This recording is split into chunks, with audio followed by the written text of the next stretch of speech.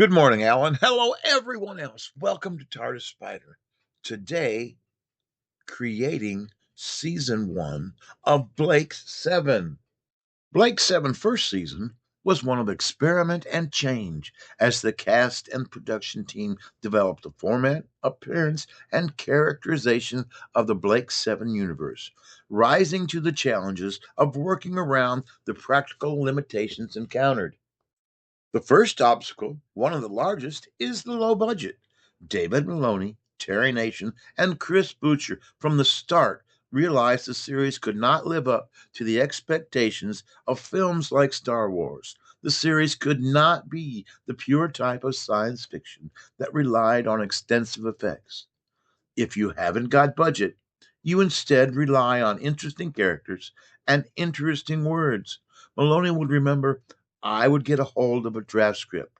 If it read they enter a large room, I would cross that out and instead put they enter a mid-sized room.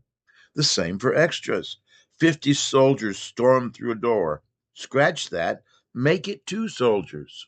It would not prevent, however, promoting gimmicks over plot. Take the Federation security robot seen in Seek, Locate, and Destroy and Project Avalon. It was intended to become a regular feature. It turned out to be unconvincing and unreliable. Think Chameleon in Doctor Who. More successful was the 3-foot model of the Liberator, designed by Robert Murray Leach. Though front heavy and difficult to mount and fly, the image was a success. The original series was to run 26 episodes, split into two 13-episode seasons. The cast were contracted with options by the BBC, meaning the BBC could let anyone go at any time, but the actors could not leave without BBC approval.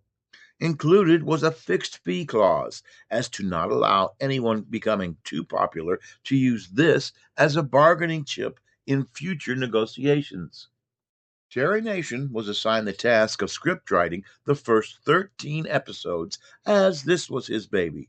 It was also agreed that season 1 would end on a cliffhanger to be resolved in the initial episode of season 2.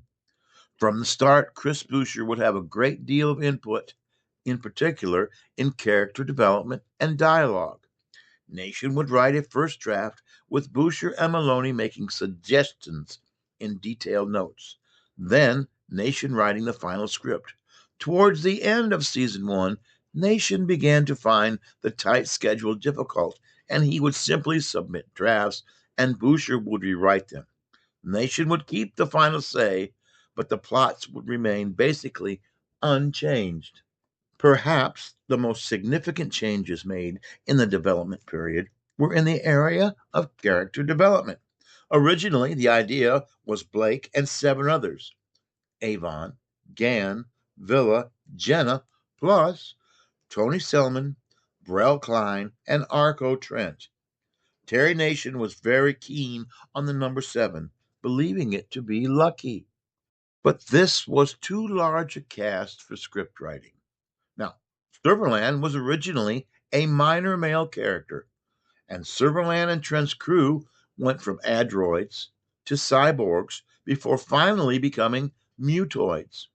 Callie was a late addition intended to balance out the gender mix within the crew. If you are enjoying this video, please leave a comment. Please like and subscribe. Some of the roles are discarded, and the remaining characters would have their roles more defined. Villa was originally depicted as an urbane, wisecracking criminal, similar to the Saint. The original Jenna was more of a mobster small, being strongly tempted by Avon's offer of great wealth in Cygnus Alpha. She was strongly seduced by the thought of the wealth. Galilee, originally more of a telepath, reading minds and controlling the thoughts of others, and more explicitly alien. Avon is a self interested, ruthless, and ambitious figure with natural leadership qualities. He is a mix of two antagonist figures in the original drafts: Arco, who plots against Blake but develops a respect for him after Blake saves his life, and the original Avon, a treacherous coward who follows Arco. Let us point out Boucher's influence, as many lines of characterization come from rewrites. The actors also influence their character. Michael Keating's style of performance softens the ambitious edge, making Villa more humorous and likable. I will point out, though, that all of the actors speak BBC English. Just like the characters, the political focus of Blake's changes. In the beginning, Blake's campaign is directed towards Terran administration, or the government of Earth. After his exile, this becomes a campaign against the Terran Federation and their control over the known universe and its worlds. Let's all take the time to smile about technology in Blake 7. The computers are all pre Microsoft technology projected onto the future. They are all solid state, and Avon has to physically alter them to reprogram them. Not a change or an upgrade of software. Descriptions of computers being online means they are turned on, not connected in a network. Remember, this is 1977, before the information revolution. ORAC, on the other hand, has had its creator imprinted into it and connects with all computers. The success of Blake 7 is a credit to the tireless work by scripting and production teams, the dedicated actors, not forgetting timeless themes and ideas explored in the stories. My thoughts on the pilot. The Way Back is officially the pilot, but I find this not to be complete.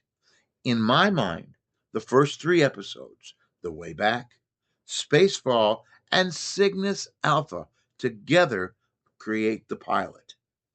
In these, we will make Blake, the majority of the regular crew, find the Liberator and define their mission.